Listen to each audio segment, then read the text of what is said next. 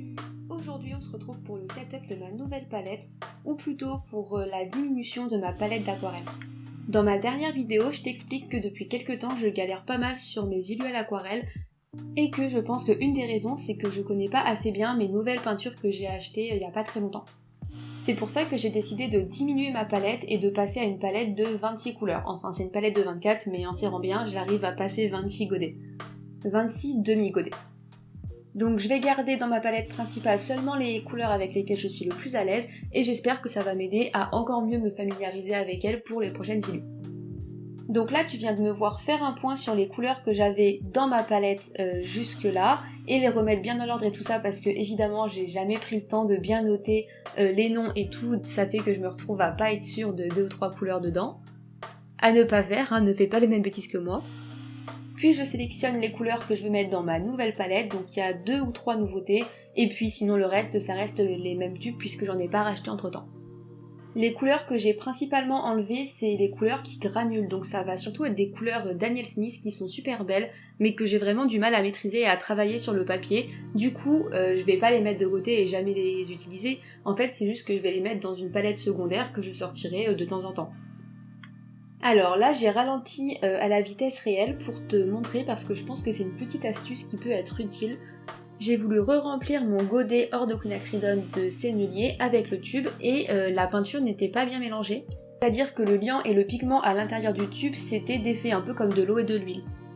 Je sais qu'il y a des personnes qui peuvent ouvrir un tube de Sennelier pour la première fois et se dire « Ah non mais ça va pas, le tube il est pas bon ». En fait pas du tout, ça arrive souvent avec la formulation des Senneliers. Tu fais comme moi, tu prends un petit cure-dent ou un bout d'allumette, tu remélanges bien tout et tout va bien.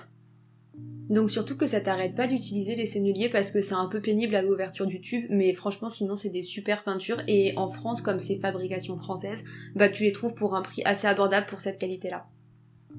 Bon, c'était un peu difficile pour moi de réduire ma palette parce que quand on a beaucoup de couleurs et qu'on les aime toutes, forcément c'est un peu frustrant de te dire ok j'en enlève et je me contente de moins, mais je pense que c'était vraiment important que je le fasse. Et je pense que travailler avec des peintures que je maîtrise mieux, ça va m'éviter pas mal de frustration sur les prochaines illus. Là j'ai laissé le petit moment où je mets la couleur magenta permanente dans le godet et tu vois que là ça se remplit vraiment hyper facilement, la peinture est bien restée unie, donc le petit souci de tout à l'heure ça n'arrive pas forcément avec tous les tubes Sennelier, ça dépend et je pense que ça dépend de la couleur aussi. Mais là ça a coulé tellement facilement que j'ai failli en mettre partout.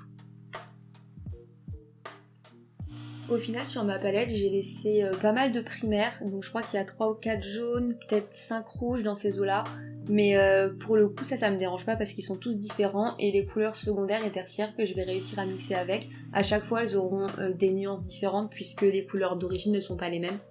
Puis ensuite j'ai gardé mes couleurs secondaires que je préférais. Puis j'arrange ma petite palette de Daniel Smith dans un petit carton de récup avec de la pâte à fixe sous les godets pour qu'il tombe pas. Puis on passe au swatch des couleurs. Le premier jaune c'est le vert jaune brillant de Sennelier et les 2 jaunes suivants, je sais plus si c'est Daniel Smith ou Sennelier, désolée. Le 4e jaune c'est l'or de quinacridone de Sennelier que je trouve vraiment magnifique. Ensuite on a le orange Sennelier, puis le Pyrrole Scarlet de Daniel Smith qui est un rouge qui tend plutôt vers le orange, et le Winsor Red de chez Winsor & Newton, puis juste à côté, le Winsor Red Deep, qui est quand même assez différent et tous les deux sont vraiment très beaux je trouve. Ensuite j'ai le rouge carmin de chez Sennelier pour les rouges qui tendent plus vers le rose, puis encore plus vers le rose de quinacridone de Daniel Smith. Après il y a le magenta permanent de Sennelier que j'aime pas trop, je le trouve trop foncé et trop violet même pour un magenta, donc je sais pas si je vais le garder sur ma palette, dis-moi ce que t'en penses. Ensuite il y a le bleu outre-mer foncé de Sennelier que j'aime bien parce que ça granule pas trop pour un outre-mer. Ensuite j'ai le bleu Sennelier phthalo rouge, puis juste après le bleu de phthalo plutôt nuancé vert cette fois-ci de Daniel Smith. Le rouge je l'utilise plutôt pour mixer des violets et le vert plutôt pour mixer des verts. Puis on a le turquoise de cobalt clair de Winsor & Newton qui est très joli et que j'ai gardé sur ma palette même s'il granule assez fortement. Puis le Winsor Green Blue Shade, encore de Winsor & Newton qui est peut-être ma couleur préférée avec une autre couleur Winsor qui arrive. Ensuite, il y a le vert sennelier. Ça aussi, c'est une couleur que je suis pas sûre de garder parce qu'avec tous les primaires que j'ai, est-ce que j'ai vraiment besoin d'un vert? Je sais pas. Le pourpre Helios de sennelier que je trouve vraiment très très beau et le cobalt de violet foncé, encore de sennelier. Puis chez Winsor & Newton, on a le violet de dioxazine que je trouve vraiment magnifique. Il est hyper intense, hyper foncé et entre le Winsor Green et le Winsor Violet, mon cœur balance, on va dire. On arrive dans les tons de terre avec l'indigo de chez Sennelier que j'adore, on a vraiment un condensé de mes couleurs favorites. Puis l'ocre jaune de Daniel Smith qui est superbe, il est vachement transparent pour un ocre jaune et je pense que j'ai trouvé mon ocre jaune favori à vie. Chez Sennelier, le terre de sienne brûlé, puis le Garance brune, toujours chez Sennelier. Et ensuite on a du violet de péridène de Winsor & Newton que mon amie Aurore m'a envoyé avec le tout premier jaune, le vert jaune brillant. Donc merci à elle et je te mettrai en description un lien vers son Insta pour que tu ailles voir ses jolis illus. Mais elle a pas de chaîne YouTube, pas encore. Et puis ma dernière couleur c'est Bitume de Sennelier. Ensuite j'ai passé une deuxième couche pour vraiment montrer toute l'intensité des couleurs. Je te conseille toujours de faire ça sur tes swatchs parce que la plupart des aquarelles ne révèlent leur vraie intensité qu'après au minimum 2 couches. Donc ça vaut le coup pour voir vraiment toute leur force. D'ailleurs là j'ai tellement forcé sur certaines couleurs qu'on voit parfois des traces de pinceau un peu dégueu, mais t'inquiète pas, elles font pas ça du tout normalement. C'est juste moi qui ai vraiment mis trop de pigments, mais c'est pas grave, le but c'est juste de voir la couleur. Ok, c'est au tour de la bébé palette de se faire swatcher. Donc là c'est que des couleurs Daniel Smith et sur les 9, tout à l'heure il y en avait 10 en fait, j'en ai enlevé une que j'aime vraiment pas et à laquelle je vois aucun intérêt, c'est l'hématite.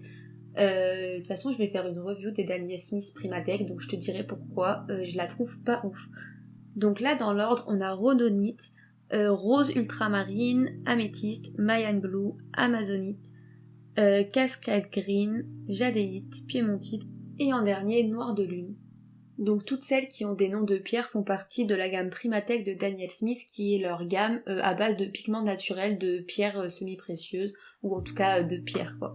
Et les 3 autres c'est celles qui sont de leur gamme classique on va dire. Donc là tu vois je fais pareil, je mets des deuxièmes couches et il y en a pas mal qui sont quand même assez intenses comme améthyste et jadéite surtout que je trouve vraiment sublime. C'est des couleurs que j'adore mais que je sors de ma palette parce que j'ai vraiment du mal à les utiliser en général. Ensuite j'ai décidé de te mettre des gros swatchs de rose ultramarine et de cascade green que j'ai pas accéléré ou très peu pour que tu vois vraiment leur réaction dans l'eau en temps réel. Je te mets ces deux-là en plus gros parce que elles seront pas présentes dans la review des Primatech puisque ce ne sont pas des Primatech et je les trouve vraiment magnifiques. Franchement regarde comme elles fusent dans l'eau, je trouve qu'elles sont superbes. Limite ça fait un paysage avec un peu des arbres qui se reflètent dans l'eau, enfin peut-être que c'est un peu perché mais moi je vois tout de suite un paysage un peu abstrait qui se dessine et je trouve ça superbe. Et attends parce que j'ai gardé le meilleur pour la fin, je trouve que Cascade Green c'est vraiment une couleur superbe. Elle fuse encore plus. Regarde ça comme c'est ouf. Ces deux couleurs, surtout Cascade Green, ont aussi la particularité d'être composées de plusieurs pigments, 2 je crois, mais à vérifier, ce qui fait que quand elles sèchent, les pigments se détachent l'un de l'autre. Ça fait pas forcément ça dans toutes les couleurs qui ont 2 pigments, mais là en tout cas ça le fait. Et on a l'impression qu'il y a 2 couleurs en une, alors qu'en fait non, on a vraiment mis qu'une seule aquarelle. Là je t'ai mis le résultat sec, tu peux voir que c'est vraiment flagrant sur Cascade Green où il y a du vert et du bleu, je trouve ça super joli. Par contre ça se voit beaucoup moins sur Rose of Ultramarine. Je pense qu'il faut vraiment un papier très granulé, enfin avec une grosse texture pour que ça se voit. Moi j'ai pas réussi sur mes papiers à avoir l'effet. Mais cherche sur YouTube et tu vas voir des personnes qui réussissent à avoir l'effet, c'est super beau. Ok, on arrive à la fin de la vidéo. Moi j'aime bien regarder ce genre de vidéo, je trouve que c'est assez satisfaisant à voir. Donc je sais pas si ça va t'intéresser, mais j'espère. N'hésite pas à me dire en commentaire les couleurs que tu préfères sur ma palette, ou s'il y en a que t'aimes pas aussi, pourquoi pas.